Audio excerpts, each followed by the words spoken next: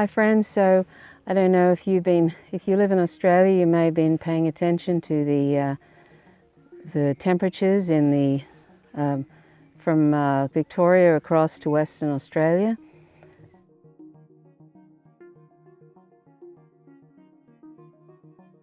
The pink areas in this image of Australia are areas where the ground temperature is plus 40 degrees Celsius, which is, and some of it's actually, if you've been checking out, there's the temperature map.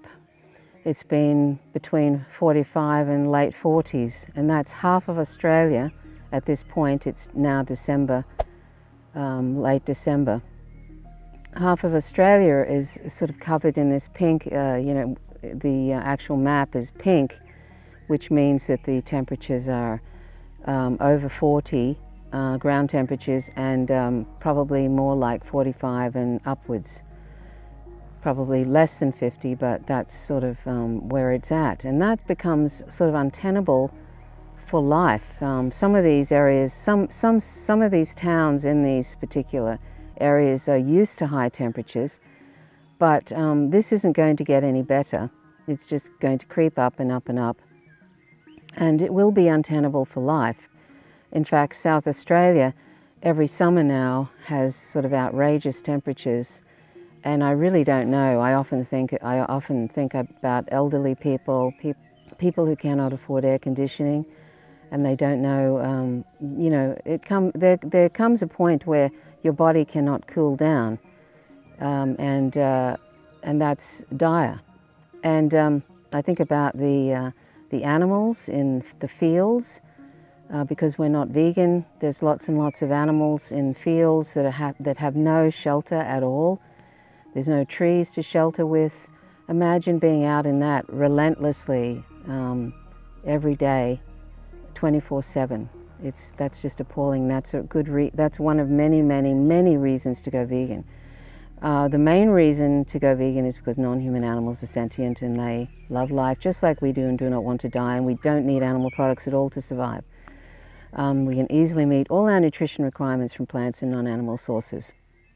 So, but anyway, this temperatures in Australia are only going to get worse, and we already are challenged with water resources in the Murray-Darling Basin, and we have animal agriculture there, which is a tremendous drain on water resources.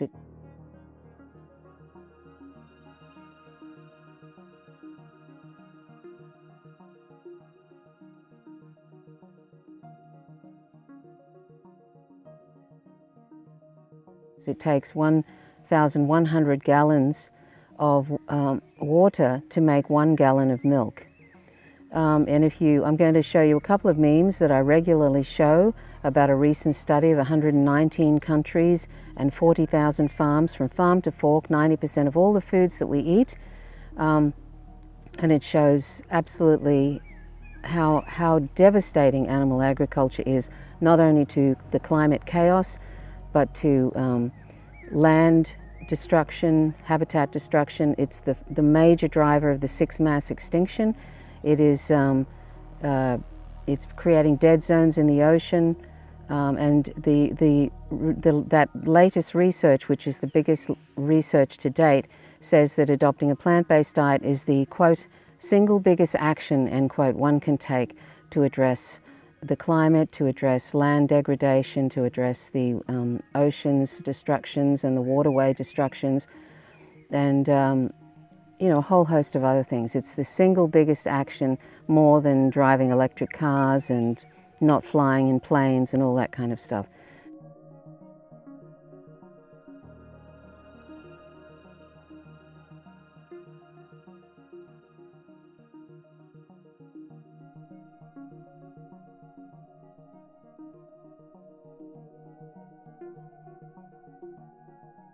So that's something to remember.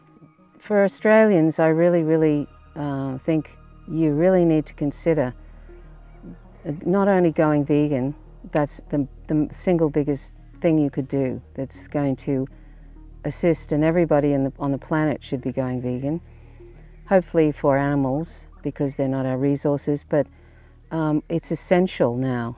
You know, to not go vegan at this point is sort of an insanity, really. It's an insanity because it's denying the obvious science that nobody likes to talk about, no green groups like to talk about, no political parties like to talk about. Most on the left don't want to talk about it, and it's the elephant in the room, it's the other inconvenient truth. And it's time that we stopped behaving like children and sort of wanting our animal products. God forbid we should have, heaven forbid we should have our animal products taken from us, as if a plant-based diet isn't delicious and just wonderful. I mean, there's so many things you can do with plants that are just delicious, and there's so many ethnic dishes you can make, and it's becoming more and more popular in the world, but it needs to be the norm. You know, veganism is exponentially growing. There's millions and millions of people in the United Kingdom that are vegan now. There's millions and millions of people in the United States that are vegan. A lot of young people are becoming vegan. If you follow Greta Thunberg, who's that young 15-year-old, she said she's vegan for ethical reasons and for the climate. She spoke at the COP24. I mean, anybody who attends that conference should be vegan. You know what I'm saying? This is not a joke, and this isn't some flaky idea. This is a real thing. If you care about your own extinction, and it's coming, it's not going to be your children or your children's children, it's going to be you, and it's going to be most other species on the planet. And even if we are going extinct anyway, as a species, our human species, we could actually maybe prevent all other species from going extinct by becoming vegan. And because there'll be species that will be able to survive the devastating temperatures, you know, we probably won't be able to, but there will be creatures that will, you know, there'll be animals who will be able to survive it and go on. So if we claim that animals morally matter, then we should, and most of us do, then we should really consider going vegan, because even if we cannot save ourselves, but it certainly will help, we can certainly make it not completely catastrophic for the other species on the planet by becoming vegan. So I urge you to please become vegan. One, because sentient animals were never here for us to use, and just because we can doesn't mean we should, and we don't need to use them at all. We don't need animal products at all to survive, like I said. And it's an absolute catastrophe for the planet, animal agriculture, and it's destroying the oceans. I invite you, I say this regularly, watch, there's a documentary coming out called Seaspiracy.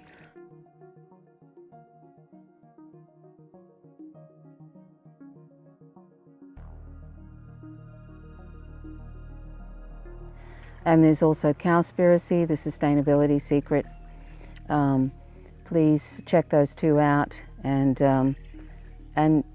check out the documentary What the Health, which is something that's I think you'll find very revelatory. And check out nutritionfacts.org for science-based nutrition information about a plant-based diet and about the devastation animal products do to our bodies.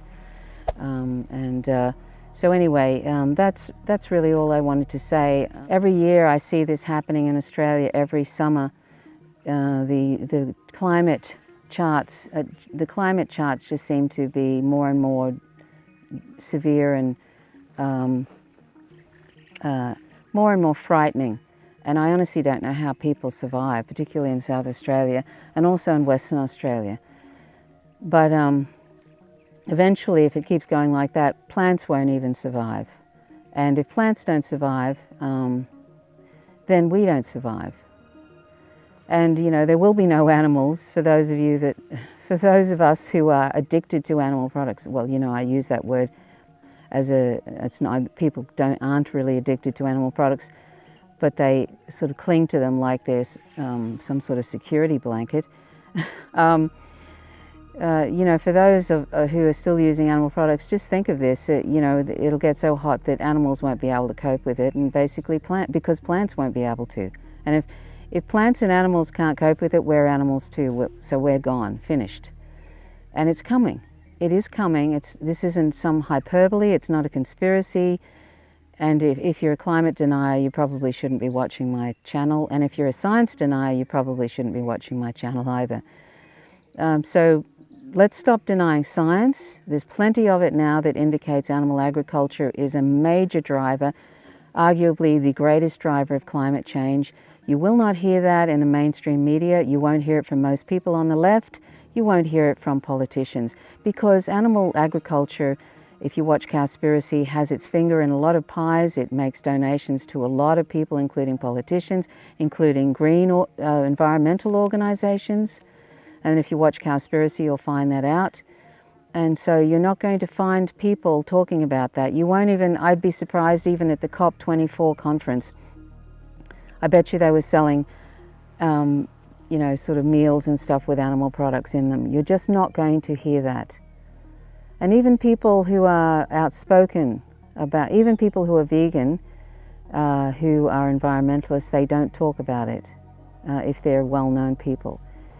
Because it's inconvenient, because a lot of news, a lot of media is funded by animal agriculture. They have lots of commercials, ads on TV that are about animal products. And so, you know, it's just one of these things that people just aren't talking about. And, you know, just like it's going to be the thing that will get us. It'll be the particular thing that will destroy us, that will make us extinct, which is ironic considering that we've been enslaving and killing animals since we've appeared on the earth, and now it's actually going to be them through our animal agriculture and our domestication of them that is ultimately killing us.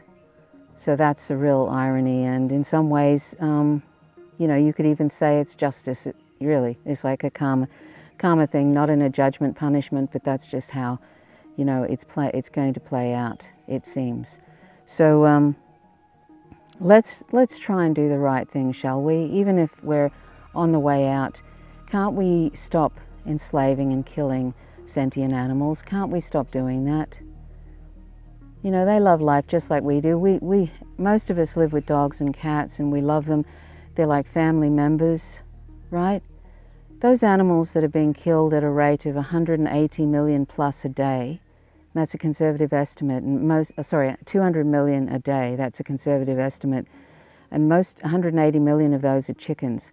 Those animals, this is just mainly for food, those animals love life just like the dogs and cats whom we live with.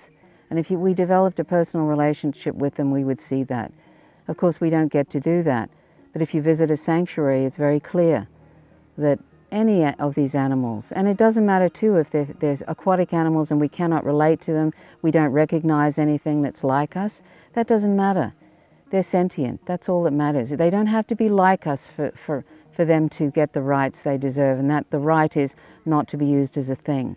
They don't need to be like us. They don't need to display emotions like we recognize or behave in a way that we are familiar with or that we like. They don't have to be pretty, you know, what we think is pretty. They just have a right not to be used as a thing, as property. So let's stop, you know, let's stop this terrible violence of 1 trillion land and aquatic animals every year. We're torturing and killing them every year for trivial reasons of mostly palate pleasure, habit, convenience, and tradition. So let's stop that. And if you're in Australia or in anywhere that is challenged at the moment heat-wise, and I'd say most of the planet at this time is being affected by some sort of bizarre weather patterns, this is only going to get worse. And if you live in areas that are sort of hot, like Australia can be, expect that this is going to get worse and worse and worse till it's untenable for life. And half of Australia now, at this point, is getting temperatures 40 degrees Celsius plus 45, late 40s. Half of Australia. And we're still doing animal agriculture. It's unbelievable. It's unbelievable. This is the sort of insanity we have. where even at this late stage we have to continue on denying the science of animal agriculture and climate chaos. It's very sad indeed.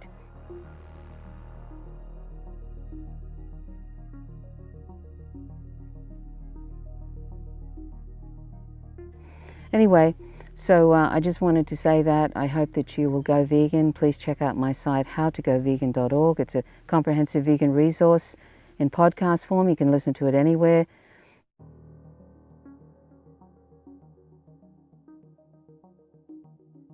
Please check it out.